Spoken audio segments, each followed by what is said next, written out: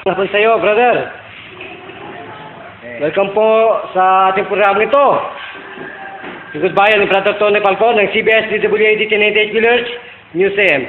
Ano po ang naging daan at kayo po ay talagang pinagbigyan ng aming imbitasyon ito na kayo po ay makaharap at mapaglingkuran. Ano po ang naging sakit ninyo, brother? Arthritis, ho? Arthritis. Ano pa po? Yung mata po ninyo? Malabo. So ngayon po, nasaan ang paglalabo po niyan? Medyo maganda na po yung mata ko. Maganda na po. So yung arthritis mo po, brother, nasaan na?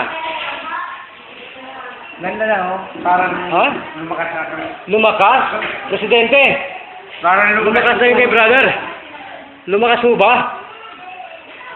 Yan po ang pagpapala ng Panginoon. Hindi po kayang gawin yan ng ating mga dalbasang doktor. Diyos po yan. So magpakilala po at magbigay po kayo sa Bansang Pilipinas at sa buong mundo. At ipaalam ng Kristo, Buddha at saka Allah ay nandito sa ating harapan ngayon.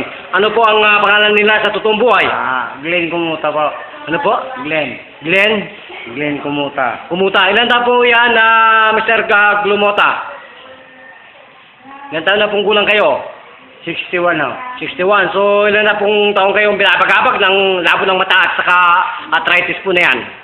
4. So, ilang minuto po kayong pinagaling ng ating Panginoon po sa pamagitan po ng lingkod bayan ng ating buting lingkod, Brother Tony Falcon. Ilang minuto po kayong nakarecover agad? Wala pa yan ng 5 minuto, Wala pong minuto, ganoon? So, talagang buhay na buhay po ba? Yung tuhod ko, Buhay na buhay po ba ang Panginoon sa ating harapan ngayon? Siyempre, ho. Kung ganoon po, magpasalamat po sa aming programa ito. Lingkod bayan ni Brother Tony Falcon. Sige po. Maraming salamat, ho, sa inyo. Lingkod bayan. Sa Panginoon. So, naniniwala po ba kayo na may Diyos talaga? Ay, siyempre, ho. Allah, ho. Naniniwala ko talaga sa Diyos. Kung ganoon po, magpapaalam tayo sa ating programa ito. Ito po ang nakapila para po paglingkuran natin ang ating pong mga kababayan at ating pong mga kapatid na Pilipino. So, ano pong masasabi nyo, Presidente? Ako'y nagpapasalamat at kami pinuntahan ng Lingkod Bayan. Opo.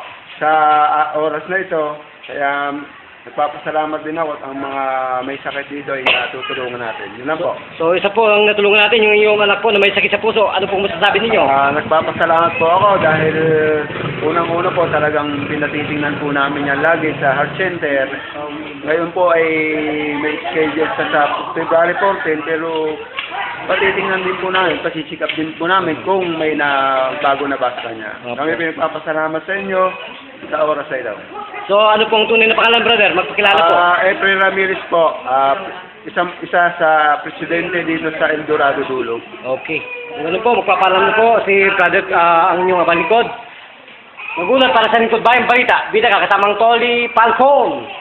Thank you, Pastor Cruzan. Bye-bye.